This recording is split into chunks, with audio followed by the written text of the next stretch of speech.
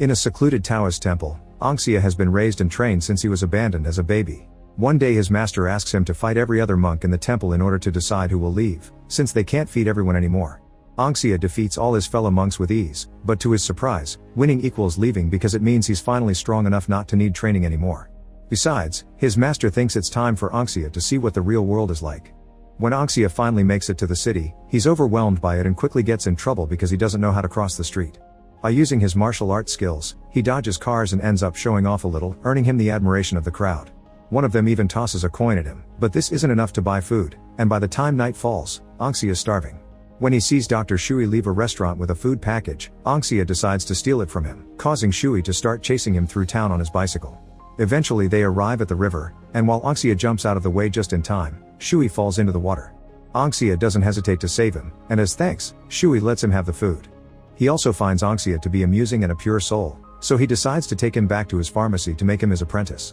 The doctor lives with his wife Mrs. Shui, who doesn't pay much attention to her husband and prefers to hang out with her brother-in-law.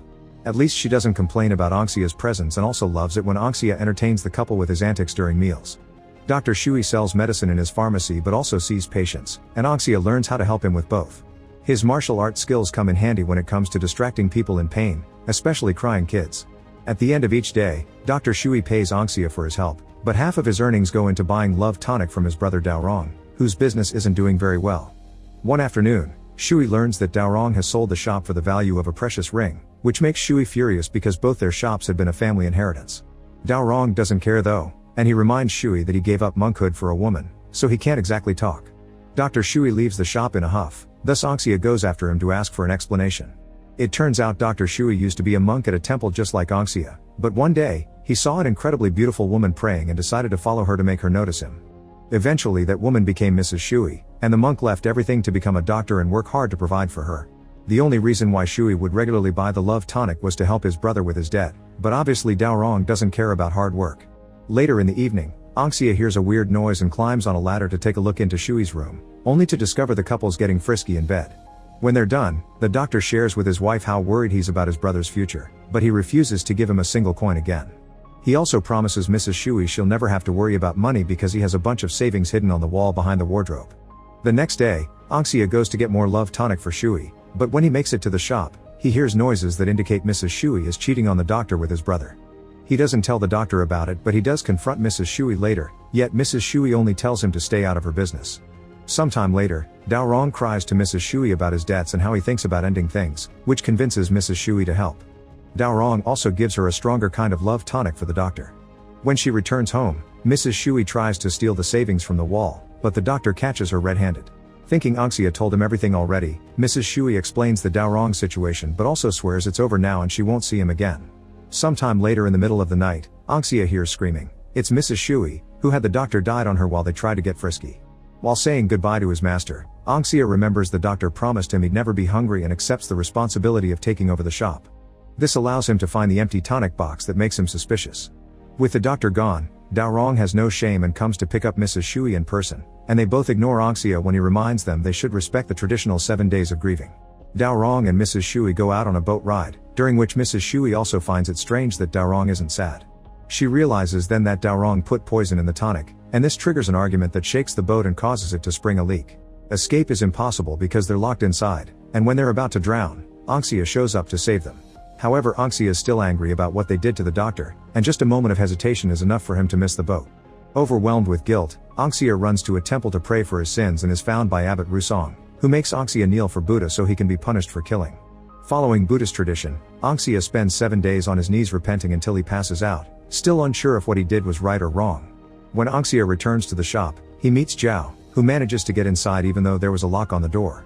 He's a martial arts student that can use a special technique capable of destroying things through walls, and he's come to the shop to buy some medicine for his master, who he'll be fighting later. Angxia is very impressed by this mighty technique, and after doing the sale, he follows Zhao in secret to watch him fight his master Peng. Both men are very skilled and Zhao manages to stay calm even when Peng taunts him, but in the end, Peng beats up his student anyway. Zhao refuses to give up and uses the special technique to land the final hit with props he finds in the area, but this also forces him to admit he's been practicing his master's technique behind his back.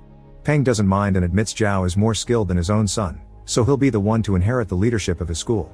A happy Zhao starts making his way out, but he suddenly falls to the floor, because Peng's waited for the right moment to betray him and kill him with his umbrella to get revenge for his stolen technique and keep his son as his heir.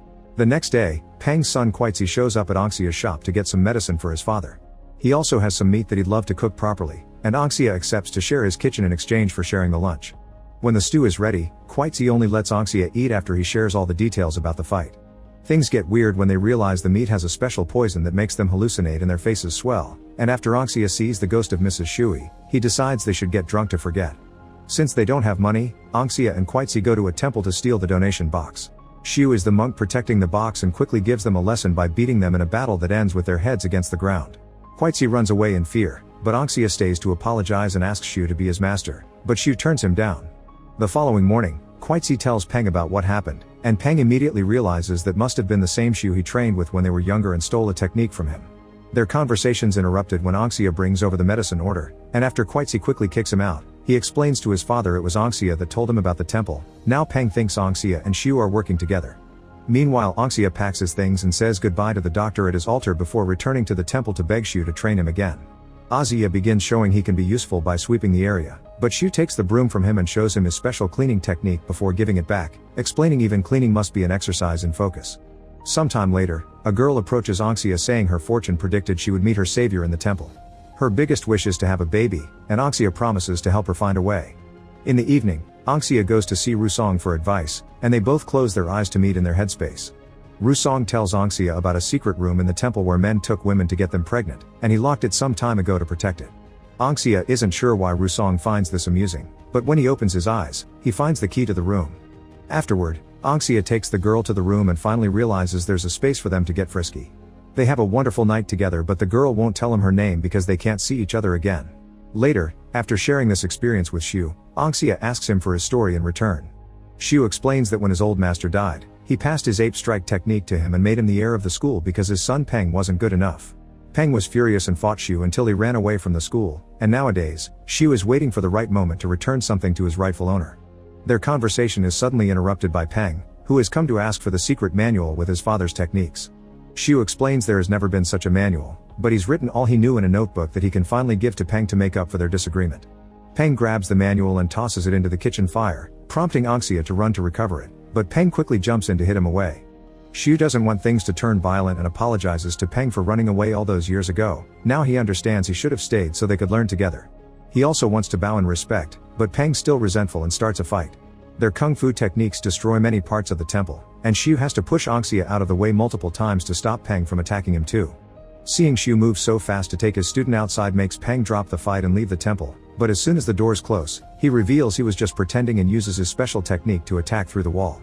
A statue explodes and the little pieces go after Shu, who grabs his broom and uses his powers to create a tornado of leaves that acts as a shield. Peng thinks he won and comes back inside to check, prompting Shu to jump on him and restart the fight.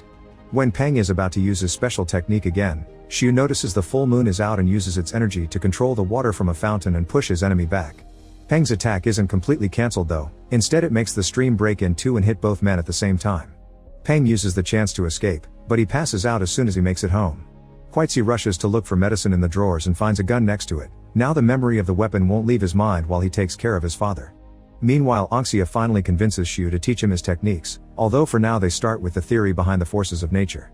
As thanks, Anxia reveals he did rescue the notebook from the fire and returns it to Shu. Later when Anxia is in bed, he hears a couple of gunshots echoing in the temple and he runs outside only to discover Shu has been shot. A dying Shu wishes to see someone named Cha one last time and give him the notebook, but Anxia doesn't know who that is and takes Shu to see Rusong instead. The monk teaches Shu that this is the result of karma, and now that Shu finally understands how the cycle has closed, his soul leaves in peace after seeing his friend Cha in his heart. Meanwhile, Peng wakes up to discover it was his son that shot Shu.